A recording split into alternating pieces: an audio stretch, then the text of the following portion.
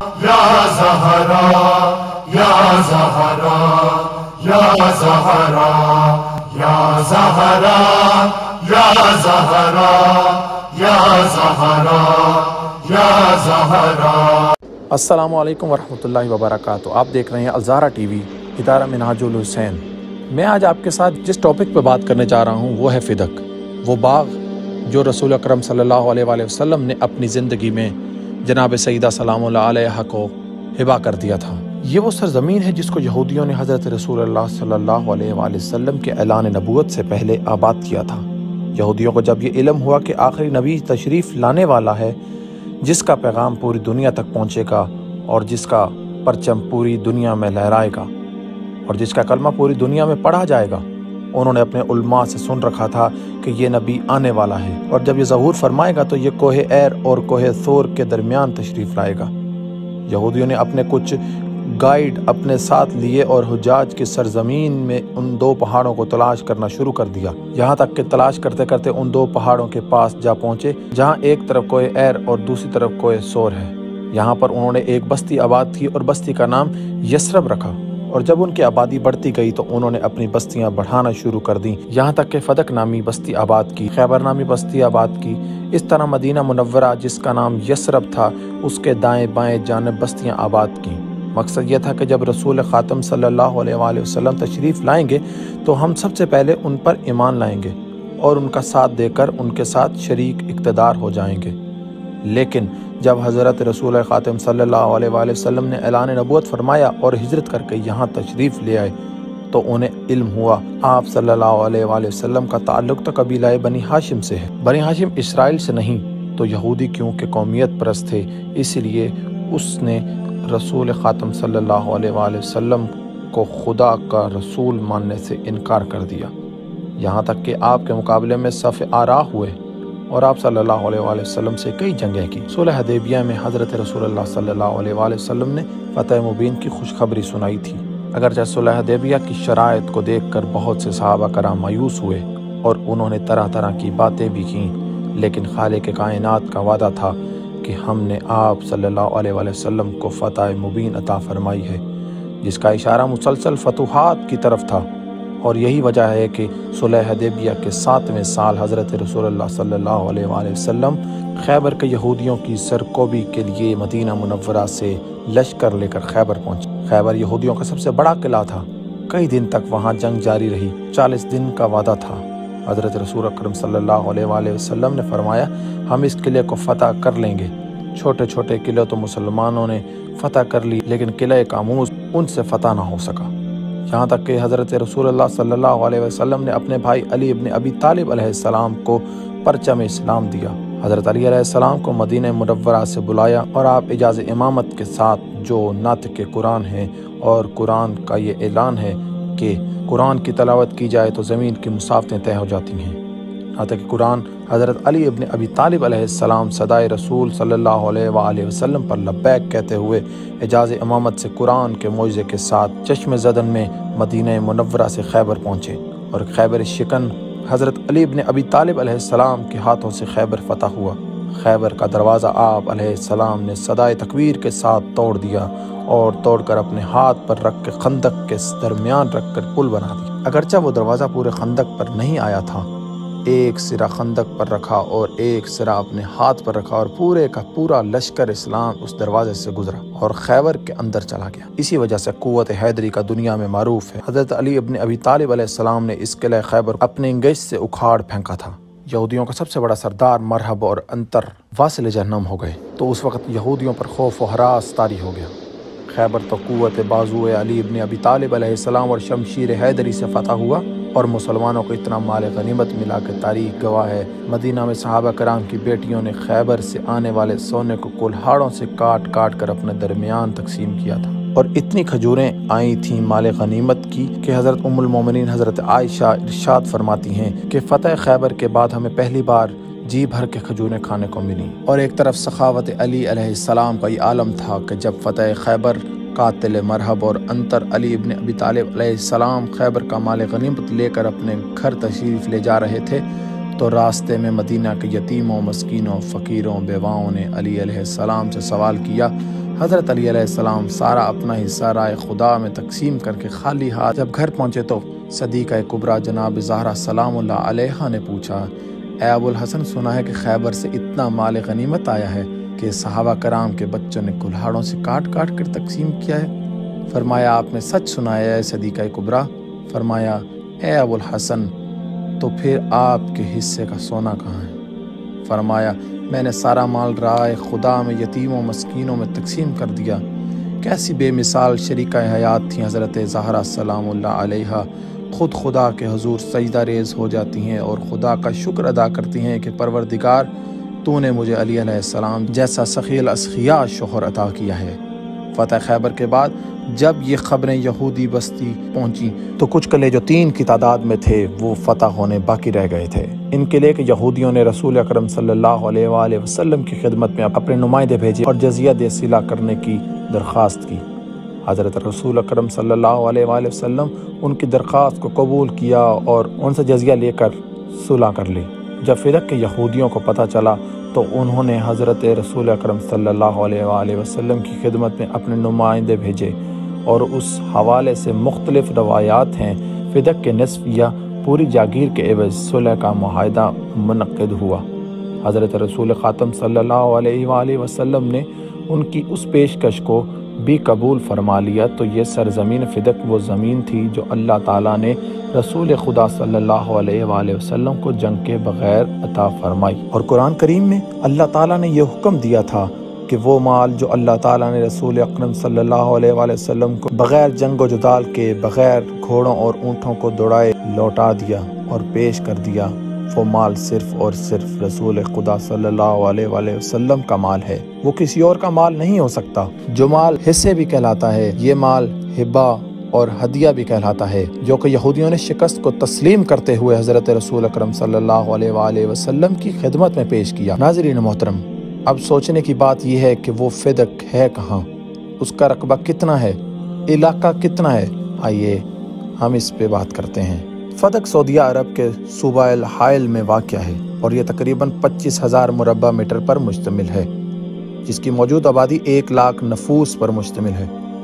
بڑا سرسبز و شاداب اور ذخیرہ علاقہ ہے۔ آج کل اسے الحائط کہا جاتا ہے، لیکن الحائط کے ساتھ ہی نیچے فدق بھی لکھا گیا ہے۔ یہ مدینہ منورہ سے شمال مشرق سے 260 کلومیٹر کے فاصلے پر واقع ہے۔ یہ رقبہ یہودیوں نے حضرت رسول اکرم صلی اللہ علیہ وآلہ وسلم کی خدمت میں پیش کر دیا تھا اور بغیر جند و جدل کے آپ صلی اللہ علیہ وآلہ وسلم کی خدمت میں ہدیہ کر دیا۔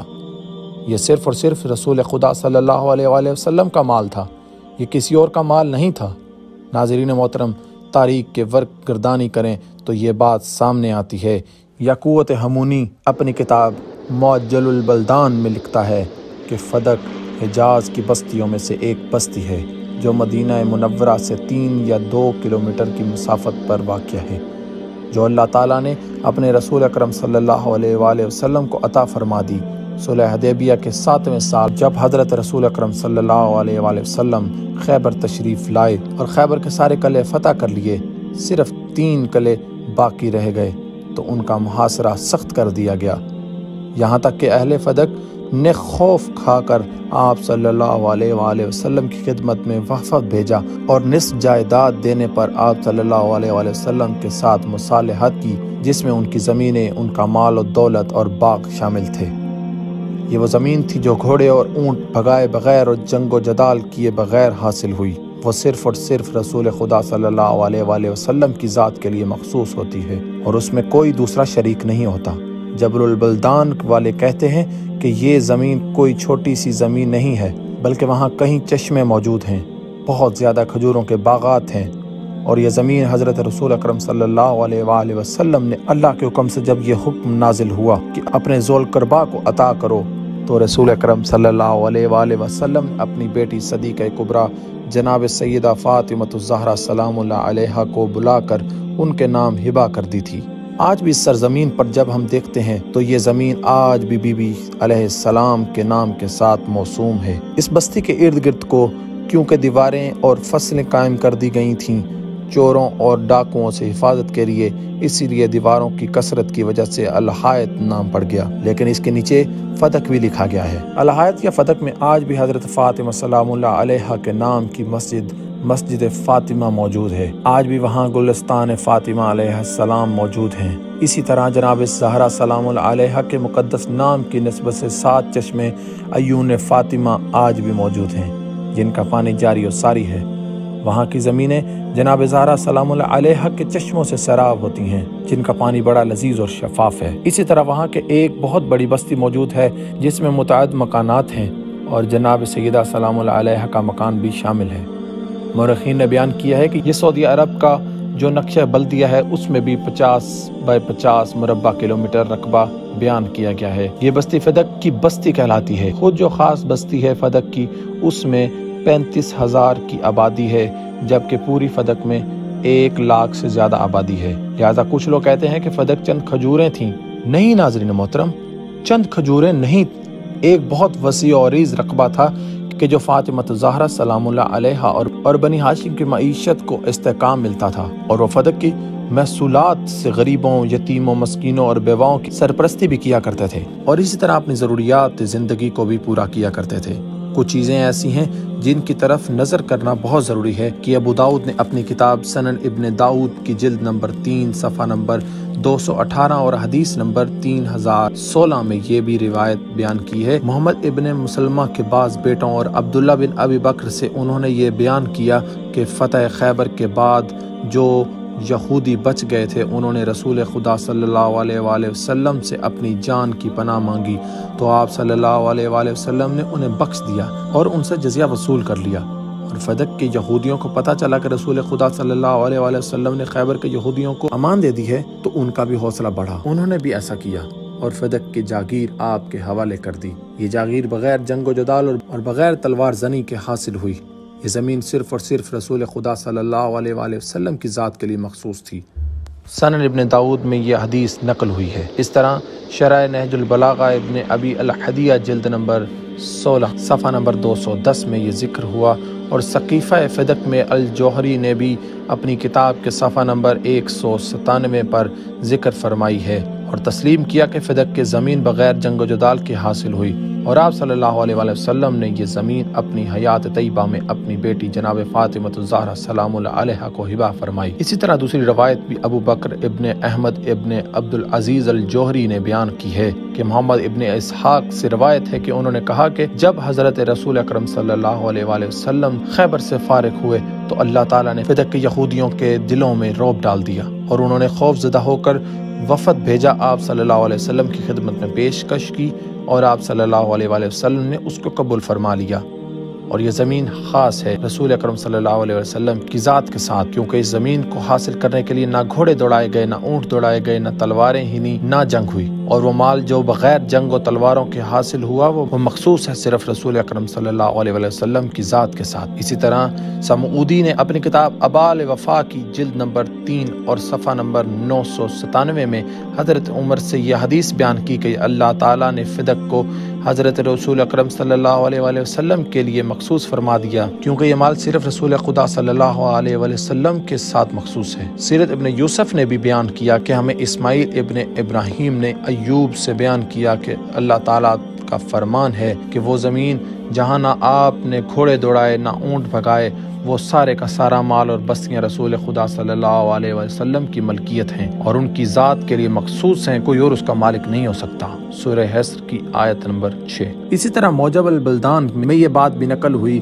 کہ جب رسول اکرم صلی اللہ علیہ وآلہ وسلم نے جناب زہرا سلام اللہ علیہا کو فدق کی زمین ہبہ فرما دی تھی، اور جب رسول اکرم صلی اللہ علیہ وآلہ وسلم کی رحلت کے بعد خلیفہ المسلمین نے حضرت زہرا سلام اللہ علیہا کی زمین کو چھین لیا،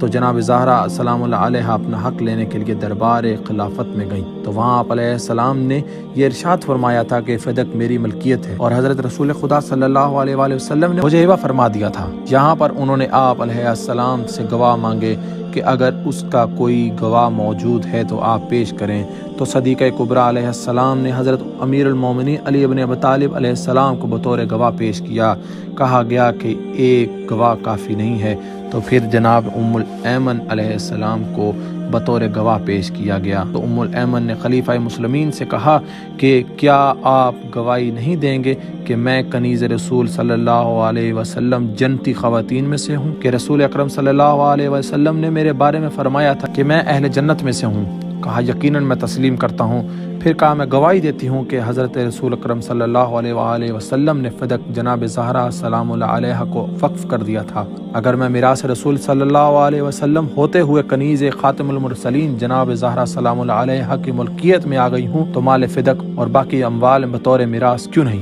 اور اس طرح جب یہ آیت نازل ہوئی سورہ بنی اسرائیل آیت نمبر 126 کہ اپنے قریبیوں کا حق دے دو، تو رسول اکرم صلی اللہ علیہ وسلم نے فدق جناب سیدہ کو عطا کر دیا۔ یہ روایت ابن عباس نے نقل کرنے کے بعد فرمایا کہ اس زمین کی وارث، اس جائیداد کی وارث جناب زہرا سلام اللہ علیہ ہیں۔ ابن عباس کی روایت کو تفسیر در منشور سیوطی نے جلد نمبر 5 صفحہ نمبر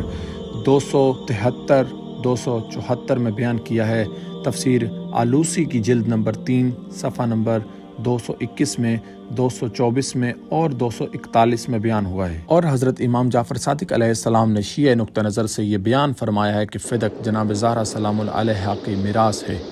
اور رسول اکرم صلی اللہ علیہ وآلہ وسلم نے آپ علیہ السلام کو ہبہ کیا۔ اسی طرح ابن شبا ابن نمیری ابن بصری جو کہ 262 ہجری میں فوت ہوئے، انہوں نے محمد ابن عبداللہ ابن زبیر سے نقل کیا۔ انہوں نے کہا مجھ سے فضیل ابن مضروب نے بیان کیا،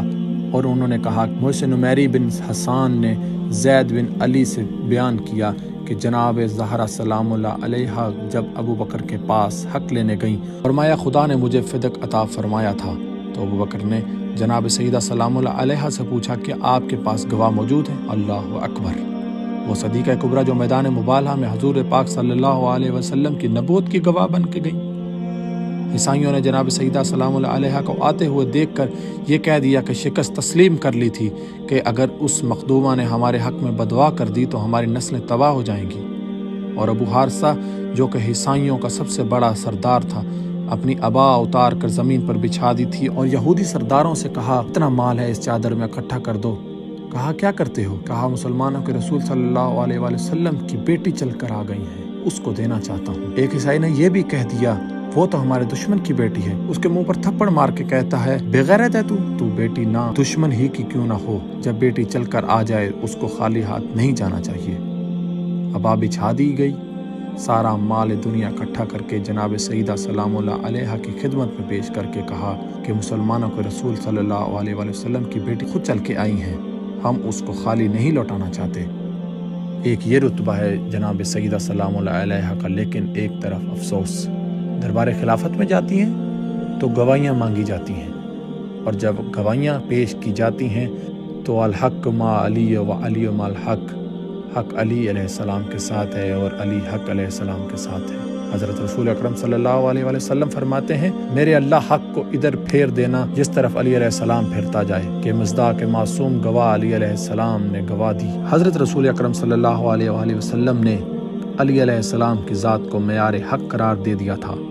لیکن مسلمانوں نے علی علیہ السلام کی گواہی کو بھی قبول نہیں کیا۔ حضرت رسول اکرم صلی اللہ علیہ وآلہ وسلم نے ارشاد فرمایا میری بیٹی فاطمہ کی رضا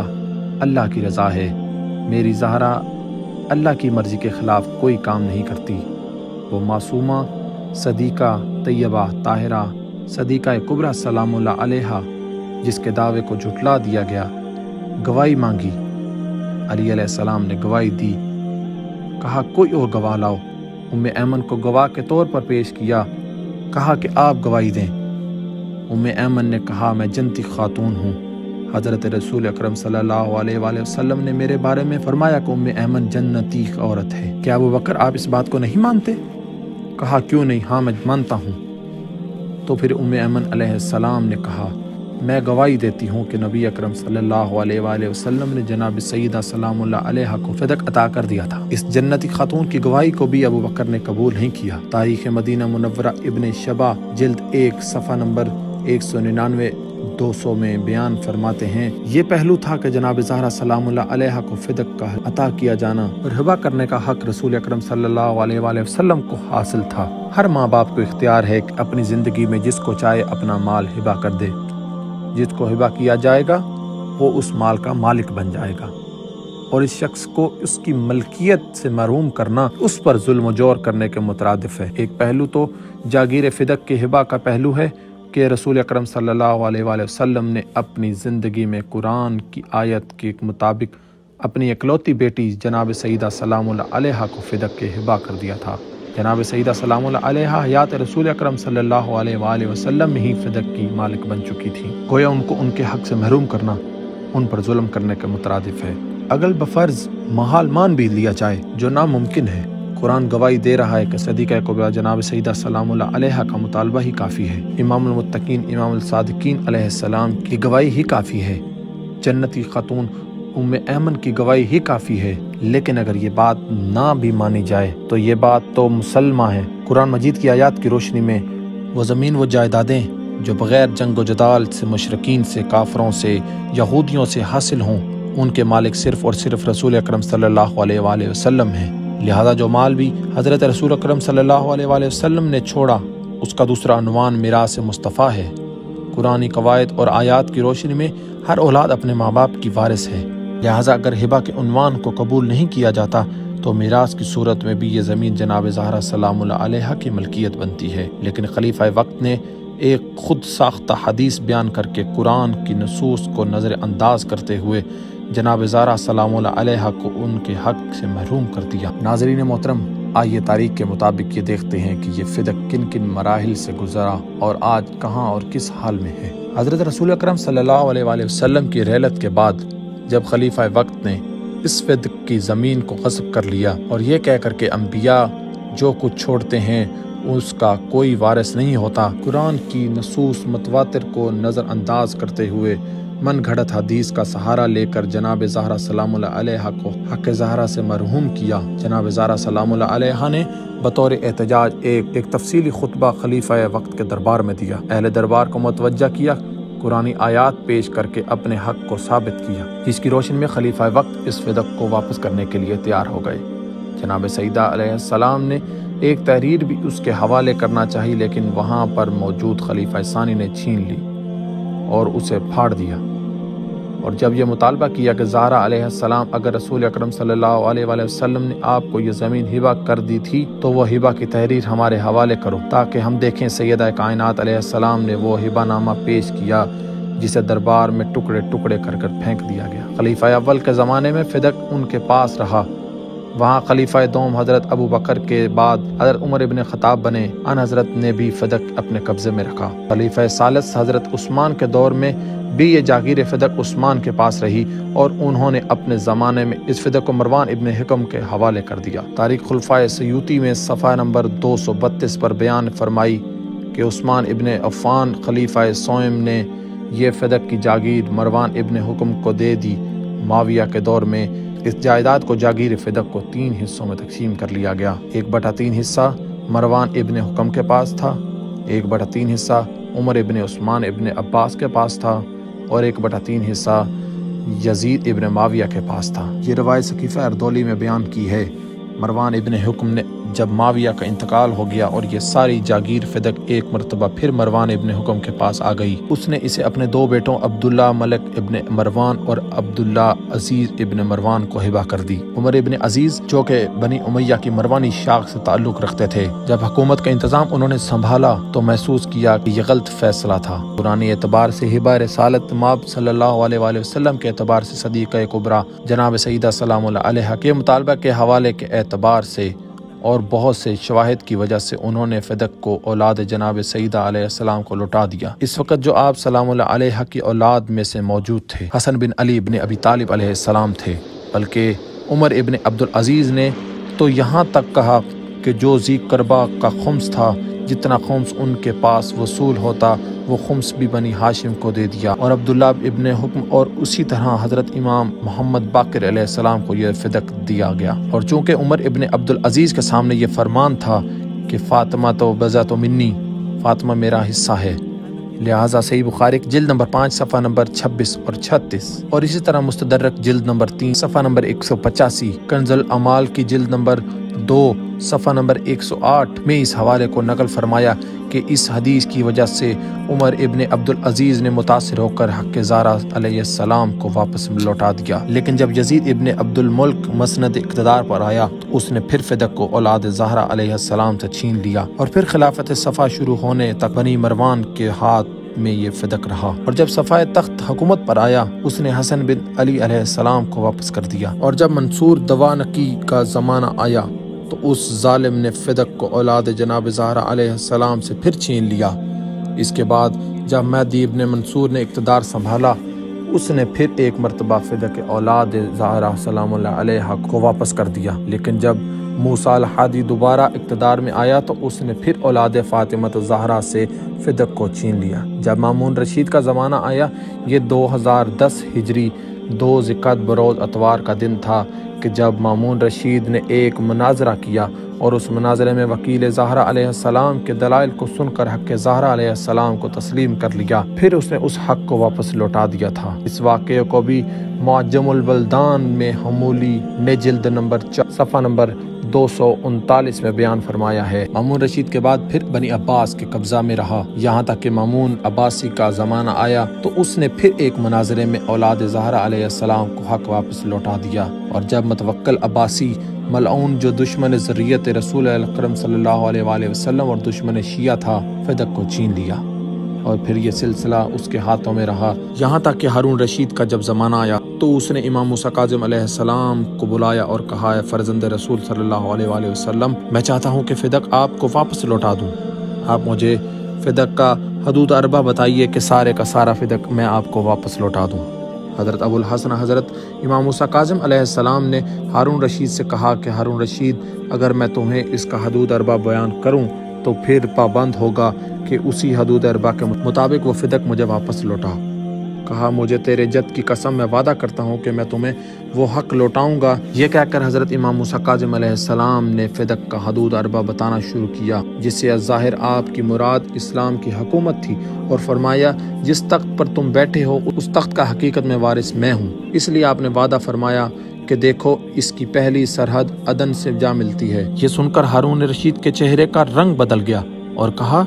کہاں ہے عدن کی سرحد؟ پھر آپ علیہ السلام نے فرمایا، فدق کی دوسری سرحد سمرقند ہے۔ یہ سن کر اس کا چہرہ لٹک گیا، اور جب آپ علیہ السلام نے تیسری سرحد اسے بتائی کہ فدق کی تیسری سرحد افریقہ ہے تو اس کا چہرہ سیاہ ہو گیا، اور جب فرمایا کہ اس کی چوتھی سرحد سیت البلحر اور اس کے ساتھ خضر اور آرمینا بھی ہے، یہ کل فدق کی جائیداد ہے۔ ہارون رشید نے جب یہ سنا تو کچھ نہ کہا اور مجلس سے اٹھ گیا۔ اس واقعہ کو حمدانی ابن حمدون نے ذکر کیا۔ تذکرہ الخوائز علم ابن جوزی الظاہر یہ حدود اربع بیان کر کے امام علیہ السلام نے ہارون رشید کو متنبہ کر دیا تھا کہ تم جو جانشین رسول اکرم صلی اللہ علیہ وآلہ وسلم بن کر بیٹھے، حقیقت میں تم جانشین رسول اکرم صلی اللہ علیہ وآلہ وسلم نہیں، جانشین مصطفیٰ میں ہوں، حضرت رسول اکرم صلی اللہ علیہ وسلم کا بیٹا میں موسیٰ کاظم علیہ السلام ہوں، لہٰذا اگر تم واقعی مخلص ہو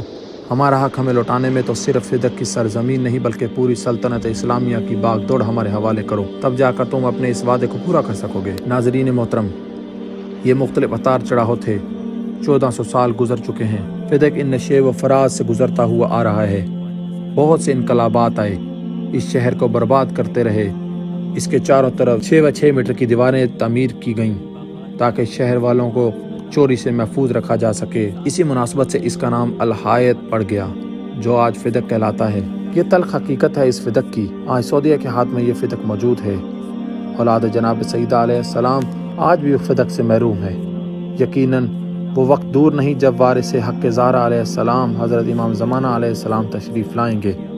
اور اپنے جدہ کے حق کو حاصل کر سکیں گے، اولاد زہرا علیہ السلام کے حوالے کریں گے۔ اللہ تعالیٰ وہ دل جلد دکھائے اور اولاد زہرا سلام اللہ علیہ اپنے حق کو حاصل کر سکے۔ مجھے امید ہے کہ ناظرین محترم انصاف سے کام لیں گے۔ قرآن آیات، حدیث نبوی اور خود جناب سیدہ سلام اللہ علیہ کے مطالبہ فدق کے حوالے سے یہ بات کبھی بھی مخفی نہیں رہے گی کہ فدق کل بھی جناب سیدہ سلام اللہ علیہ کی ملکیت تھا اور آج بھی جناب سیدہ سلام اللہ علیہ کی ملکیت ہے، لہٰذا حضرت رسول اکرم صلی اللہ علیہ وسلم نے ہبہ کیا تھا، میراث تھا، اور میراث سے جناب سیدہ سلام اللہ علیہ کو مرحوم کرنا قطعاً انصاف نہیں ہے۔ اسی لیے مختومہ المرحومۃ الحق المیراث الابیہا ہیں۔ مختومہ پر ہمارا سلام ہو، جس کو اپنے باپ کی میراث سے مرحوم کر دیا تھا۔ ان کی پسلیاں توڑ دی گئی تھیں، شاید اس لیے آج بھی قبر رسول اکرم صلی اللہ علیہ وآلہ وسلم پر یہ مرثیہ کہتی ہوئی نظر آتی ہیں کہ بابا تیرے بعد مجھ پر اتنے ظلم ڈھائے گئے کہ دنوں پر آتے تو راتوں میں بدل جاتے، پہاڑوں پر آتے تو ریزہ ریزہ ہو جاتے۔ بی بی سلام اللہ علیہا آج بھی مظلومہ ہیں، آج بھی شکستہ پہلو ہیں، آج بھی ان کی قبر کا نام و نشان نہیں، گھر میں دفن ہیں یا ریاض جنہ میں یا جنت البقیع میں۔ مظلومہ کی حقیقی قبر بھی مظلومیت کا نشان ہے اور مخفی و پوشیدہ ہے۔ اللہ تعالیٰ شفیع روز جزا جناب زہرا علیہ السلام کی شفاعت نصیب فرمائے، اور روز قیامت بی بی ہمارے لیے فاطمہ ثابت ہوں کہ بی بی اپنے محبوں کو جہنم سے چھڑائیں گی۔ یا زہرا یا زہرا یا زہرا یا زہرا یا زہرا یا زہرا یا زہرا